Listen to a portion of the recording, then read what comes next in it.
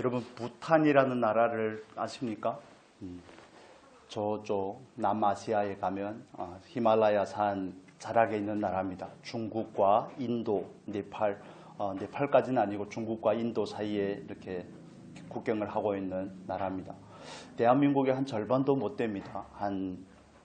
면적은 정말 대한민국 절반도 못 되는 나라인데 절반보다도 훨씬 더 작죠.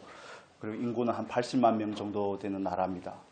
그래서 유엔에서 2011년에 전 세계 각 국가들을 향해서 행복지수라는 것을 조사한 적이 있습니다. 그 구체적인 기관은 영어로 되어 있기 때문에 제가 말씀을 안 드리겠습니다. 2011년에 그 나라별로 행복지수에 대해서 조사를 했는데 부탄이라는 나라가 정말 많은 사람들이 알지도 못하는 전혀 알려져 있지 않은 나라인데 2011년에는 1위가 되었습니다. 부탄이라는 나라는 그 GDP라고 그러죠. 개인당 소득은 1년에 3,000달러밖에 안 됩니다. 한 사람당 3,000달러. 한국은 3만 달러지 않습니까? 대한민국은 3만 달러인데 10분의 1밖에 안 되는데 그 행복지수는 1등입니다. 전 세계에서. 그리고 나서 무려 8년이 지나고 나서 다시 한번 행복지수를 조사를 했는데 2019년이죠. 그때는 1위에서 93위로 추락이 되었습니다. 1위에서 10위 밖에 조금 벗어났다면 이해할 수 있는데 1위에서 93위로 나락으로 떨어진 거 아니겠습니까? 그래서 그 이유가 무엇인지에 대해서 학자들이 관심을 가지기 시작을 했습니다. 2011년에 갑자기 부탄이라는 나라가 부상을 하고 나서 정말 많은 사람들이 입에 오르고 화제가 되었었는데 무려 8년이 지난 다음에 조사했더니 93위로 떨어져서 그 이유가 뭔지를 살펴봤는데 세 가지로 결론이 났습니다. 제일 첫 번째는 개방입니다. 그 나라는 1년에 정해진 사람밖에 들어갈 수가 없습니다. 비자를 아무에게나 다 개방하지 않습니다. 첫째는 문호를 개방한 데 있습니다. 많은 관광객들이 그 나라가 알려지니까 그 나라에 차츰차츰 가기 시작한 거죠. 예전보다는 더 많은 사람들이 가기 시작한 겁니다. 두 번째는 인터넷의 보급입니다. 인터넷이 발달이 되고 그리고 그 연장으로서 세 번째는 SNS입니다. 우리가 뭐 페이스북이라든지 뭐 유튜브라든지 이런 인터넷이 연결이 되고 그런 뭐 인스타그램이라든지 이런 SNS가 활발하게 되면서 그 행복지수가 1위에서 93위로 떨어졌습니다. 그 이유가 어디에 있을까요? 여러분 페이스북이나 뭐 인스타그램이나 그런 데 올리면 여러분 싸이월드 세대시죠? 싸이월드도 세대도 아니시네요. 그 훨씬 전이시니까. 그런 데다 올리면 뭐 슬프고 마음 아프고 이런 걸 올립니까? 좋은 걸 올립니까? 맛있는 거, 좋은 장소에 간 것들을 자꾸 올리다 보니까 내 삶과 다른 사람의 삶이 비교가 되는 겁니다. 그래서 모든 불행은 비교에서 시작이 된다는 그 격언은 정말 맞는 말씀이죠. 1위를 했던 그 나라가 순식간에 93위로 추락한 데는 비교가 있습니다. 그 안에서는. 우리가 오늘 추수감사절을 맞이하여 하나님 앞에 감사를 다시 한번 되새기고 우리 영혼 깊은 가운데 있는 그 감사를 끌어올려서 하나님 앞에 진정한 감사로 나아갈 수 있기를 바랍니다. 그래서 여러 가지 주제로 말씀을 드릴 수 있겠지만 제일 먼저 나누고 싶은 주제는 감사는 하나님 앞에서 하나님의 주권을 인정하면서 오는 것입니다. 하나님께서 나에게 주신 나의 믿음의 분량으로 내게 주신 그 하나님의 절대적인 주권에 대한 인정에서부터 시작이 되는 것입니다. 이 세상은 물질 만능주의로 우리를 자꾸 부추깁니다. 너도 부자가 돼야지. 너도 물질적인 자유를 누려야지. 이런 식으로 자꾸 부추기는데 우리가 분명히 확인해야 될 부분은 하나님께서 물질의 주인이라는 것입니다. 여러분 믿으십니까? 성경에서는 우리에게 이렇게 단호하게 말씀을 합니다. 세상의 형통을 악인의 형통을 부러워하지 말라고 말합니다. 잠언에 가면 악인의 형통을 부러워하는 것은 죄라고 말합니다. 그런데 우리는 한 번도 그게 죄라고 여겨본 적이 없죠. 그래서 하나님께서 하나님의 주권을 따라서 우리 각자에게 주신 분량이 다르다는 겁니다. 그걸 천편일률적으로 똑같은 기준을 가지고 비교를 하면 안 된다는 것입니다. 그래서 비교하면 하나님께서 나에게 주신 이미 주신 것들에 대해서도 참된 만족을 얻을 수가 없습니다. 그래서 정말 자족은 감사의 시작이 되는 것이죠. 하나님은 나에게 이만큼 주셨기 때문에 정말 그 주신 그 부분에 있어서 먼저 감사로 하나님 앞에 나아가는 자세가 굉장히 중요하더라는 것을 처음에 말씀을 드립니다. 여러분은 하나님 앞에 어떻게 감사하고 계십니까?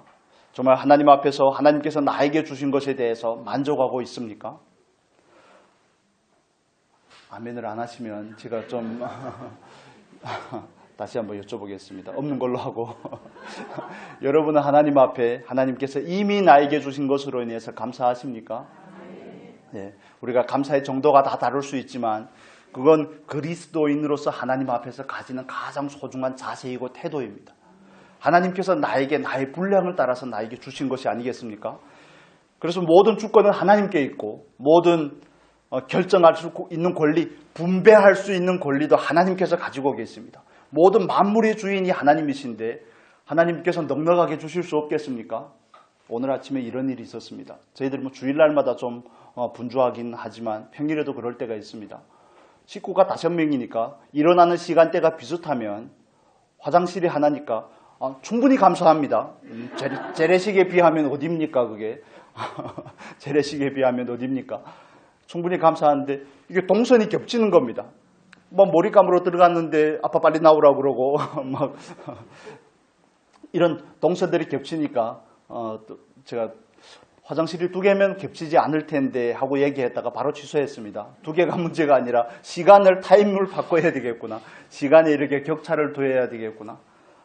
물론 주시면 더 감사하죠. 지금도 감사하지만 그래서 그런 부분들에 대해서 뭐 더 큰 집을 원한다 이런 개념이 아니라 하나님 앞에서 우리는 늘 그렇더라는 것입니다. 소득이 200만 원이었다가 예를 드는 겁니다. 200만 원이었다가 소득이 갑자기 400만 원이 되면 행복이 2배가 될까요? 그 심리학자들의 통계가 있습니다. 사람들이 수입이 10,000불이 넘어가면 그때부터는 심리 상담을 하는 그런 병원이라든지 아니면 정신과라든지 그런 병원들이 우후죽순처럼 늘어나는 것입니다. 사람이 그만한 소유를 감당할 능력을 가지고 있지 못한 것입니다. 10,000불 이상만 되면 그렇습니다. 그래서 가난한 나라일수록 정신적인 스트레스를 받고 물질 때문에 고민한 사람들이 의외로 적습니다.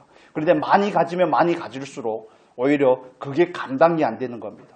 100만 원이 있으면 200만 원이 있고 싶고 500만 원이 있고 싶고 더 많은 사람들은 뭐 억대의 연봉 이런 얘기를 하는데 이건 정말 너무 물론 여러분에게도 그런 은혜가 있기를 축복하지만 그렇습니다. 우리는 너무 터무니없이 밑도 끝도 없이 자꾸 비교하려고 그럽니다. 우리 집은 몇 평인데 그 집은 몇 평인지, 우리 집은 어디에 있는데 그 집의 위치는 어떤지, 뭐 시세가 어떤지, 뭐 주식이 어떤지 자꾸 이런 걸 가지고 상호적으로 비교를 하면서 스스로 자기를 불행으로 이끌어가는 것입니다.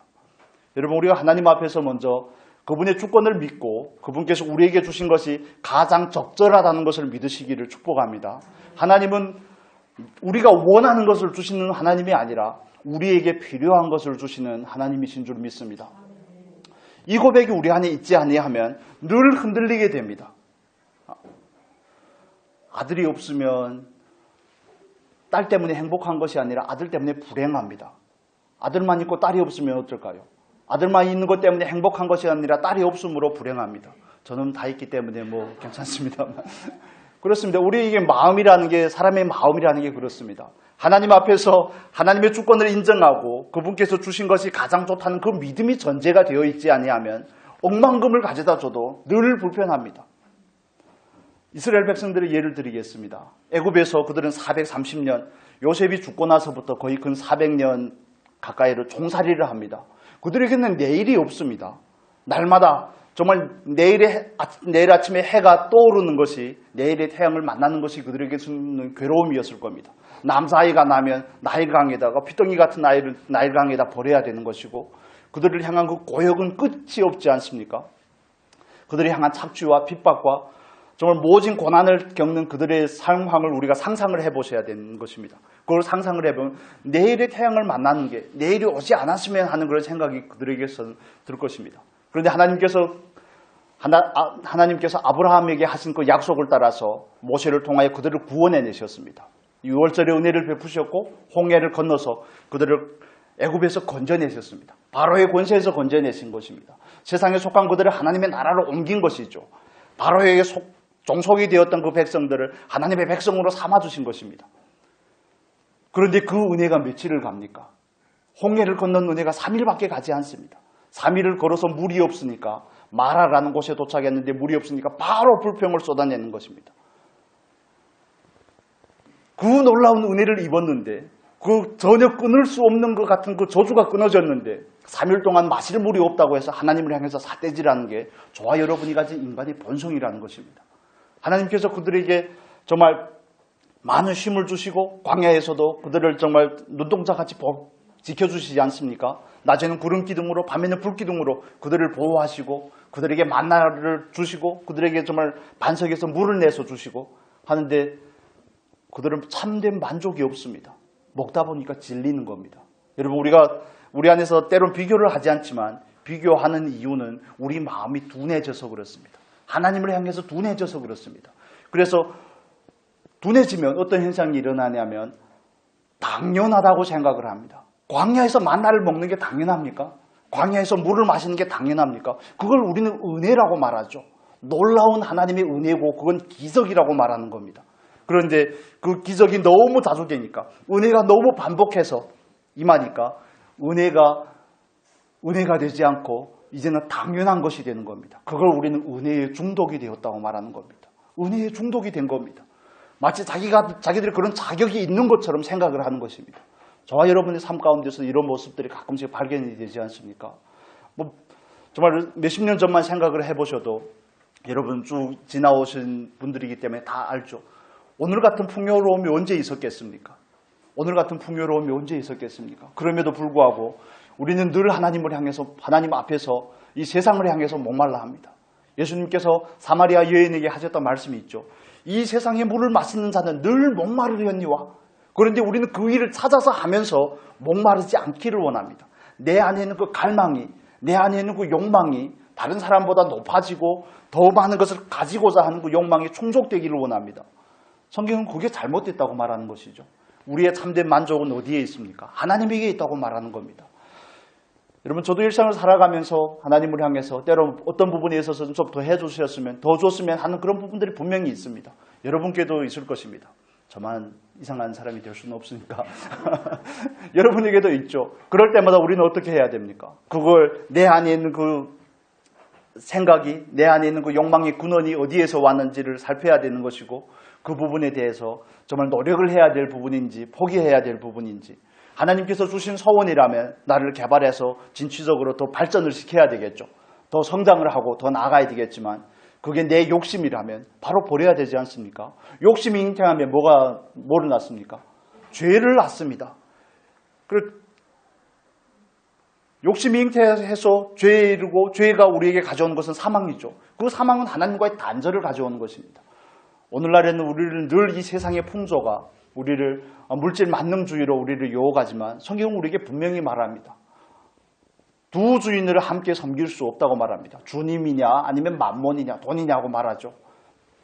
그런데 우리가 그런 부분에 있어서 세상의 가치에 자꾸 영향을 받습니다. 그럴 때마다 우리가 돌아가야 될 것은 하나님 앞인 줄로 믿습니다. 하나님 앞에 가서 하나님께서 나에게 주신 것이 가장 적절한 것입니다. 이 고백이 있어야 됩니다. 그런데 하나님 만나도 좋습니다. 만나도 충분히 감사하지만 더 주시면 더 감사하겠습니다. 감사 위에 감사를 더하시고 은혜 위에 은혜를 더하여 주옵소서. 이렇게 나가야지 바로 삿대질을 하면 어떻게 하겠습니까? 하나님을 향해서. 이런 식으로 하려면 왜 우리를 구원하셨냐는 둥 애굽으로 돌아간다고 하지를 않는지 그런 이스라엘 백성들의 원망 때문에 멸망하였다고 고린도전서는 우리에게 말씀해 주고 있죠. 여러분 우리가 첫 번째 기억해야 될 부분 다시 한번 반복을 해드리면 하나님의 절대적인 주권을 믿어드릴 수 있기를 예수님의 이름으로 축복합니다. 온전하게 믿어지지 않을 수 있습니다. 온전하게 믿어지지 않을 수 있습니다. 그럴 때마다 우리가 반드시 해야 되는 게 있습니다. 하나님 앞에 믿음의 고백을 드리는 겁니다. 믿어지지는 않지만 하나님께서 주신 것이 가장 좋은 것이고 가장 적절한 것이라고 성경은 말씀을 우리에게 가르치고 있기 때문에 그 말씀을 따라서 하나님 저는 지금 비록 믿어지지 않지만 나에게 주신 이 상황이 이해가 되지 않지만 하나님 그래도 감사로 나아가겠습니다. 그래도 감사하겠습니다. 이런 의지적인 표현이 굉장히 필요한 부분입니다. 그걸 반복해서 연습하다 보면 우리 안에서 하나님께서 하신 일들에 대해서 그냥 받아집니다. 그걸 우리는 성장이라고 표현을 합니다. 오늘 본문에서는 이렇게 말하죠. 우리 3절의 말씀 볼까요? 3절. 3절 같이 읽겠습니다. 여호와가 우리 하나님이신 줄 너희는 알지어다. 그는 우리를 지으시니요 우리는 그의 것이니 그의 백성이요 그의 기르시는 양이로다. 아멘. 여호와가 우리 하나님이신 줄 너희는 알지어다. 하나님을 알지 못하기 때문에 그 믿음이 흔들리는 것입니다. 그 믿음은 어디에서 옵니까? 하나님을 아는 그 지식에서 오는 겁니다. 하나님을 알고 하나님의 말씀을 아는 그 지식에서 오는 겁니다. 마음에 늘 흔들림이 있고 요동이 있을 수 있습니다. 정상적인 겁니다. 살아있음의 증거이죠. 그렇지만 완전히 휘둘려서 넘어지고 완전히 휘둘려서 하나님을 떠나게 되면 안 되는 겁니다. 휘둘릴 때마다 우리는 어디로 돌아가야 됩니까? 하나님 앞으로 가야 되는 것입니다. 하나님을 아는 지식이 없다면 하나님을 알기를 힘써야 되는 겁니다. 우리 호세아서의 한 말씀 한 절 볼까요? 호세아서 6장의 말씀을 보겠습니다. 6장 3절의 말씀, 구약 성경 1214페이지 PPT 보시면 됩니다. 호세아서 6장 3절의 말씀 우리 같이 읽겠습니다. 그러므로 우리가 여호와를 알자, 힘써 여호와를 알자. 그의 나타나심은 새벽빛같이 어김없나니 비와 같이 땅을 적시는 늦은 비와 같이 우리에게 임하리라 하니라. 아멘.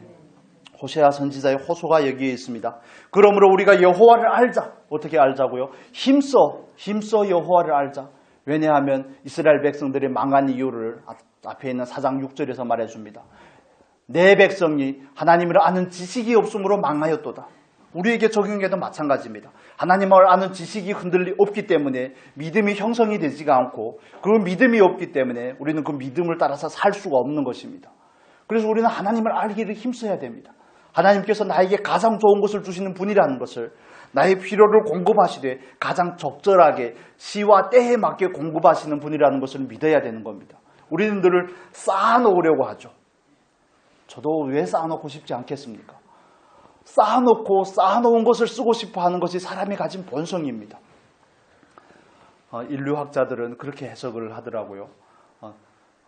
오랜 동안, 진화론을 믿는 사람들은 그렇게 해석을 합니다. 오랫동안 사냥을 하면서 살다 보니 늘 먹는 것이 늘 걱정이었다는 겁니다. 어떻게 호구할지, 어떻게 살아남을지가 문제였기 때문에 사람 안에서는 그런 자연스러운 그런 삶의 패턴이 형성이 되었다는 겁니다. 그래서 있을 때는 많이 먹고 밖에다 저장 못하면 어디다 저장합니까? 여기에다 저장을 하죠. 여기에다 저장을 하고 몸도 그렇게 그런 패턴을 따라서 그래 어느 정도 일리는 있는 것 같습니다. 우리는 자꾸 쌓아놓으려고 합니다. 곡간이 작으면 곡간을 더 늘리고 더 쌓아놓고 이제는 먹고 마시고 마음껏 즐기자고 하는데 아니요. 주인이 하나님이라는 것을 이해하셔야 됩니다.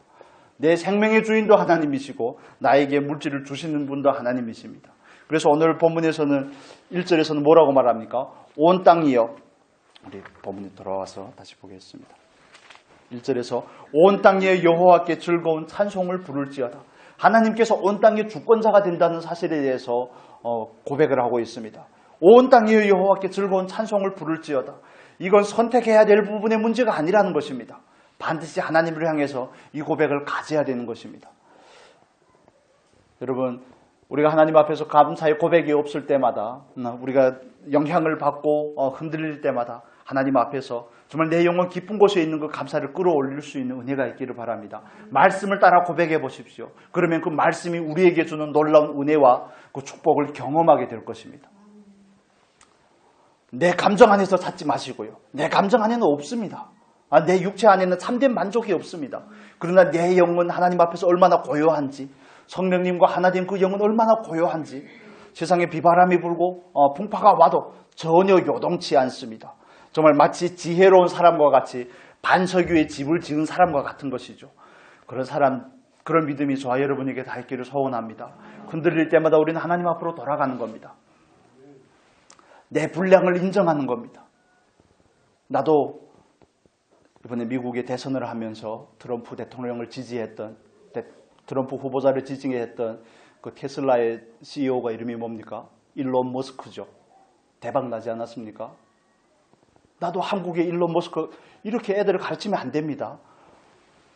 나도 한국의 일론 머스크가 되게 해주십시오. 물론 하나님께서 다 하실 일이지만 그렇게 어린 아이들의 마음 안에 그런 욕망을 자꾸 부추기면 안 됩니다. 결국에 하나님을 잃어버리게 됩니다. 주신 것에부터 하나님을 향해서 감사하는 것을 먼저 가르쳐야 되고, 주신 것 안에서 만족하고, 주신 것 안에서 하나님 것을 구별하고, 먹을 것과 심을 것을 구별하고, 이런 부분들을 차근차근 가르치다 보면 하나님께서 그를 크게 쓰시려면 그에게 그만큼 주시지 않겠습니까? 모든 것이 하나님의 것인데 하나님은 왜 이만큼 제한을 하실까를 생각을 해보셔야 되는 부분입니다. 여러분, 그리스도인에게 있어서 두 번째 주제를 말씀을 드리겠습니다. 1절에 말씀하는 것처럼 감사는 반드시 해야 될 것입니다. 그래서 데살로니가전서 5장 16절에서 18절의 말씀, 우리가 잘 암송하는 말씀이 있지 않습니까? 항상 기뻐하라, 범사에 감사하라, 쉬지 말고 기도하라. 이는 그리스도 예수 안에서 너희를 향하신 하나님의 뜻이니라, 이렇게 말씀을 합니다. 범사에 감사하는 것, 범사라는 것은 모든 일을 말하는 겁니다. 우리가 청년들이 찬양할 때도 그러죠. 그 찬양의 가사가 가사가 얼마나 마음에 많이 닿습니까? 모든 일입니다. 모든 일. 기쁠 때는 다 감사할 수 있습니다. 기쁠 때는 감사할 수 있지만 어려운 일을 당하면 감사할 수 없습니다. 그건 우리가 환경을 향해서 반응하기 때문에 그렇습니다. 하나님을 향해서 반응을 하셔야 됩니다. 하나님께서 이 상황을 주셨다고 믿는다면 하나님 앞에서 그 이유는 우리가 알지 못하죠. 대체적인 건 알 수 있습니다. 하나님께서 주셨기 때문에 가장 좋다는 것을 우리가 믿고 하나님 앞으로 나아가는 겁니다. 여러분, 감사를 선택하시기를 바랍니다. 감사가 저와 여러분의 삶이 되어야 됩니다. 그냥 감사를 연습하는 것을 넘어서서 삶이 되어야 됩니다. 여러분, 식사 자리에서 식사하실 때 오른손으로 식사를 하실지 왼손으로 식사를 하실지 고민합니까? 고민을 안 합니다. 수저를 사용하는 법을 배우기 시작한 다음부터 이건 정해진 겁니다. 이것과 마찬가지입니다. 정해진 것이기 때문에 여기에 대해서 타협하지 않는 겁니다. 감사하기로 마음을 다시 정하는 것이죠. 좀 집에 가면 또 안 될 수 있습니다. 밖에 나가면 또 감사할 수 없는 환경들이 올 수가 있습니다. 그럴 때마다 또 다시 하나님 앞에 가서 마음을 다시 돌이키고, 하나님, 나는 감사하는 사람이 되기로 마음을 정했습니다. 여호와께 감사하는 사람이 되겠습니다. 하나님, 제 연약함을 아시는 하나님, 저를 도와주십시오. 감사하는 사람이 될 수 있도록 도와주십시오. 환경을 향해서 반응하지 않겠습니다. 다른 사람의 한두 마디 말에 휘둘리지 않겠습니다. 감정을 따라서 말하지 않겠습니다. 하나님 앞에서 하나님께만 반응하는 내가 되겠습니다. 이렇게 마음을 자꾸 돌이켜야 되는 겁니다. 한번 마음을 먹으면 먹음대로 되면 얼마나 좋겠습니까? 그런데 우리가 얼마나 연약한지 그게 잘 안 됩니다. 예배 자리에서는 아멘이 되고, 예배 자리에서는 어느 정도 동의가 되지만, 그러나 내가 원하지 않는 그 사람을 만나고 내가 원하지 않는 그 환경을 보면 감사는 온데간데 없이 사라집니다. 우리에게 있어서 감사는 필수적인 것이 되어야 될 줄로 믿습니다. 그 자리까지 우리는 정말 한 가지 일에 감사하다가 범사에 감사하는 자리로, 두 가지, 10가지 이렇게 범사에 감사하는 자리로 우리의 감사의 영역을 확장시킬 수 있기를 바랍니다. 그게 성장한 사람이 가져야 될 태도이죠. 그래서 감사와 겸손은 같이 가는 겁니다. 하나님을 아는 것은 곧 나를 아는 것이고, 나를 아는 사람은 겸손한 사람입니다. 겸손한 사람에게 있어서 감사가 너무 당연한 결과인 것처럼, 우리가 하나님 앞에 하나님의 주권을 인정하지 못한다든지, 하나님 앞에서 감사가 언젠가는 자꾸 취사 선택을 하는 옵션이 되어 있다든지, 이런 것은 하나님 앞에서 내가 충분하게 겸손하지 못하다는 반증이기도 합니다. 여러분, 감사는 겸손과 찬양과 같은 이름입니다. 그래서 이 감사라는 단어의 우리가 뿌리라고 그러죠. 그 단어의 뿌리를 보면 즐거움에서 나오는 것이고 은혜를 아는 것에서 나옵니다. 거저받았다는 사실을 아는 사람이 감사를 할 수가 있는 것입니다. 하나 정리하겠습니다. 하나님을 열심히 힘써 알기를 축복합니다. 하나님을 알면 내가 그 존재 앞에, 하나님이라는 그 놀라우시고 위대하신 그 하나님 앞에 내 존재가 낱낱이 드러나게 됩니다. 나를 모르는 사람은 하나님을 모르는 사람이고, 나를 모르는 사람은 교만한 사람입니다. 나를 모르는 사람은 하나님 앞에 감사가 억지로 짜내야 되는 겁니다. 그러나 이게 당연한 결과가 될 수 있기를 축복합니다. 그래서 감사는 뭐라고요? 선택이 아니고 뭡니까?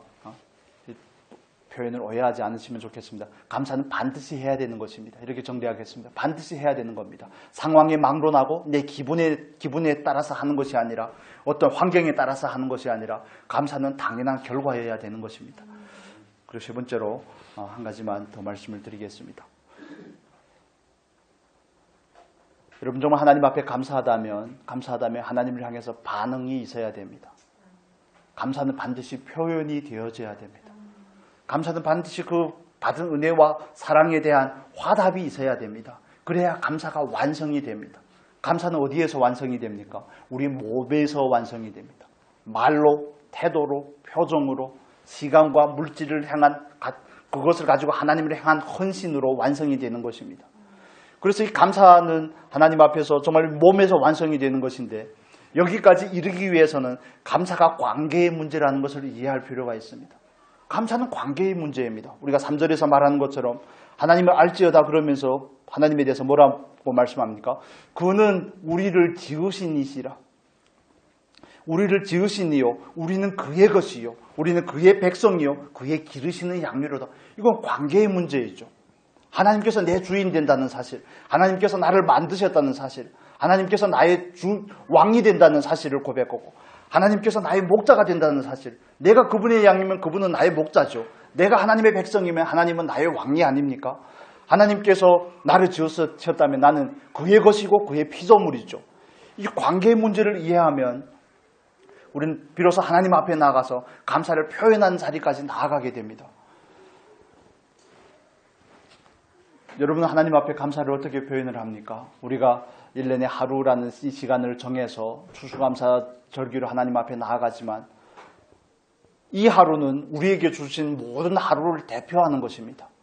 마치 하나님께서 우리에게 주신 주일이 한 주일의 삶을 대표하는 것과 같이 우리가 하나님 앞에 드리는 11조라는 그 예물이 우리에게 주신 모든 물질이 하나님으로 비롯됐다는 것으로 고백하는 것과 마찬가지입니다. 그렇다면 우리가 이 추수감사절에 나와서 예배를 하나님 앞에 나아감에 있어서 감사를 얼마나 묵상을 해보셨는지 어떻게 감사를 표현할지는 우리가 하나님 앞에 드린 우리의 마음과 태도와 우리의 물질과 시간과 정비례되는 것입니다.